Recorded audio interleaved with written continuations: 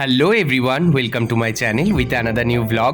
তো আজ আমার লোকেশন হচ্ছে নুঙ্গি। তো নুঙ্গিতে এটা আমার সেকেন্ড ডে শ্যুট ছিল। ফার্স্ট ডে শ্যুটটা আমি তোমাদের সাথে শেয়ার করতে পারছি না, কারণ ওই ছবিগুলো এখনও পোস্ট হয়নি। তো যারা আমার চ্যানেলটিতে নতুন তারা কিন্তু লাইক, শেয়ার অ্যান্ড সাবস্ক্রাইব করতে ভুলো না, আর দেখতে থাকো পুরো ব্লগটা, আশা করি ভালো লাগবে। তো আজ আমি সেকেন্ড ডেতে সকালবেলা উঠেই একদম নুঙ্গি স্টেশনে তাড়াতাড়ি করে চলে এসেছি, কারণ কল টাইম ছিল 9টা আর অলরেডি আমি লেট করে ফেলেছিলাম। তখন যদিও 9:30 বাজে ঘড়িতে। তো আমি তাড়াতাড়ি করে রেল লাইন ক্রস করেই আর কি ভেতর থেকে চলে গেলাম সেই শ্যুট লোকেশনে, অর্থাৎ সৌরভদার বাড়িতে। এখানে গিয়ে দেখি মেয়েরা অলরেডি এসে তারা রেডি হয়ে গিয়েছিল, মানে প্রায় ড্রেস সব কিছু পরা কমপ্লিট। তো আমিও চলো রেডি হয়ে নিই নিজের মতো। তো এখানে সবাই সবার মতো ব্যস্ত। দেখো আকাশ দাও চলে এসেছে, আর আমি তো প্রচুর পরিমাণে ল্যাদ খাচ্ছিলাম আর তোমাদের জন্য ব্লগ শ্যুট করছিলাম। তো আমিও রেডি হয়ে নিয়েছি। দেখো এটা আমার আজকের ড্রেস, এটা জুয়েলারি, অ্যান্ড এই যে মেকআপটা আমি আজকে করেছি। নিজের মেকআপ যদিও আমি নিজেই করি, তোমরা সবাই জানো। তো আমাকে জানিও যে আমাকে দেখতে কিন্তু কেমন লাগছে। আর এই পুরো ড্রেসটা যে তৈরি করেছে সে হচ্ছে কি সৌরভদা। এই যে সৌরভদা চলে এসেছে। তো আগের দিন যেহেতু আমার শ্যুট ছিল, তো ভীষণ পরিমাণে ল্যাদ লাগছিল, মানে একদম ভালো লাগছিল না। তো সৌরভদা আমাকে পাগড়ি পরতে হেল্প করছিল আর কি। আর পেছন দিকে ওই যে দেখতে পাচ্ছ যাকে, ও হচ্ছে কি সম্রাটদা, আমাদের আজকের ফটো এডিটার। তো উনিও আমাদেরকে ভীষণভাবে হেল্প করেছে ডিউরিং দ্য হোল শ্যুট।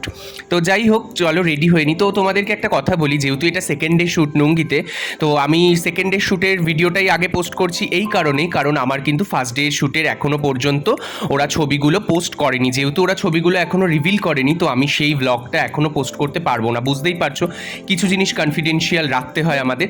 তো অবশ্যই সেটা আমি সবাই সাথে শেয়ার করব, দেখাবো, জানাবো, বাট এই মুহূর্তে করতে পারছি না। তো চলো রেডি হয়ে নিই, তারপর দেখা হচ্ছে একদম শ্যুটের স্পটে।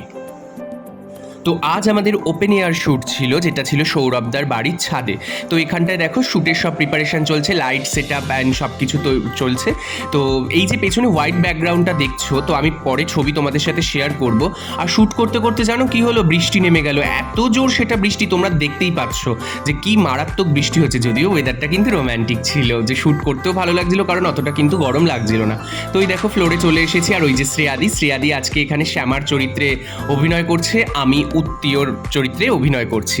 তো তোমরা জানিও যে কীরকম লাগছে আমাদের দুজনকে একসাথে। যদিও এটা শ্যুটে আর কি আমরা একটা রাফ শ্যুট করছিলাম, তো পরে আমি ছবিগুলো তোমাদের সাথে শেয়ার করেছি। তোমরা কিন্তু পুরো ব্লগটা দেখো অবশ্যই ছবিগুলো দেখার জন্য। তো যে মেইন সখী ওখানে ছিল তনয়াদি, যিনি কিনা আমাদের সাথেই ছিলেন, তো তিনি হচ্ছে কি এই ব্লগগুলো কিন্তু শ্যুট করে আমাকে হেল্প করছিল।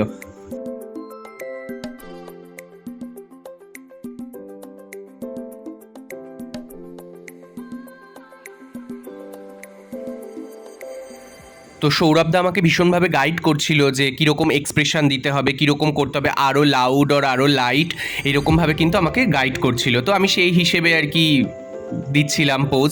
তো তোমরা জানিও কীরকম লাগছে। তো এরপরে চলো আগে আগে দেখো হোতা হ্যায় ক্যা।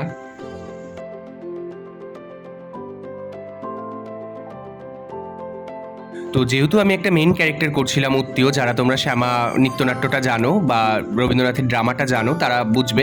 তো এই দেখো পরপর হচ্ছে গিয়ে সখীরা চলে এলো, কারণ আমার সোলো শ্যুটগুলো কিন্তু কমপ্লিট হয়ে গিয়েছিল। এবার আমার সখীদের সাথে, অর্থাৎ মানে পুরো একটা টিমের সাথে আমরা ছবি তুলবো। তারপরে আমার যেহেতু হয়ে গিয়েছিল, তো সখীদেরও কিছু শ্যুট ছিল, তো আমি নিচে এসে নিজে কিছু মুভমেন্ট দেখে নিচ্ছিলাম, আর তোমাদেরকেও আর কি দেখালাম, আমার নিউ লুকটা এক্সপ্লোর করালাম। তো চলো আমাকে জানিও যে কীরকম লাগছে। আমি ক্যামেরার সামনে এটাও দেখে নিচ্ছিলাম যে আমাকে কোন পশ্চারে, ঠিক কোন দিকটায় আর কি লুক দিলে বেশি ভালো লাগছে আর ফটোতে আরও বেশি ভালো লাগবে। তো যাই হোক, আমি কিছু রিলসও করে নিয়েছিলাম, অলরেডি রিলস পোস্ট করে দিয়েছি, তো তোমরা কিন্তু দেখতে একদম ভুলো না।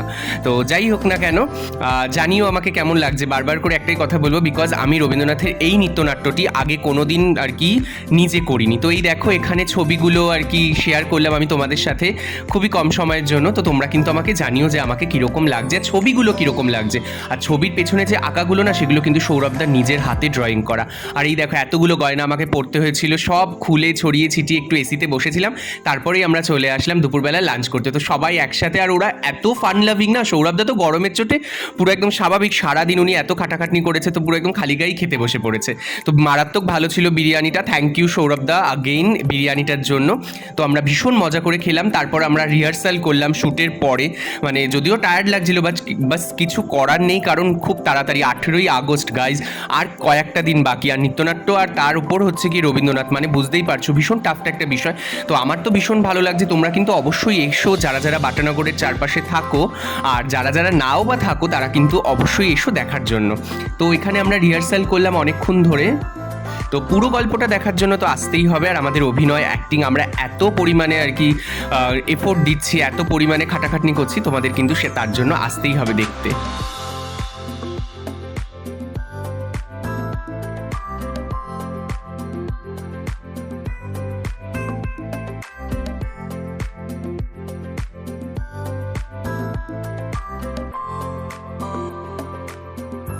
তো ফাইনালি রিহার্সাল আমি শেষ করলাম ওইখানটায়। তো নৃত্যনাট্যে আমার নাটকটুকু এত পর্যন্তই ছিল, তো আমাকে মেরে ফেলা হলো। যদিও সেইটা কি কারণে কেন করা হলো তোমরা যারা জানো না বা জানো, যাই হোক, দেখার জন্য কিন্তু আসতেই হবে। ঠিক 18ই আগস্ট বাটানগর স্পোর্টস ক্লাব হলে বিকেল 5টা, ওপেন টু অল, কোনো টিকিট থাকছে না, প্রবেশ অবাধে।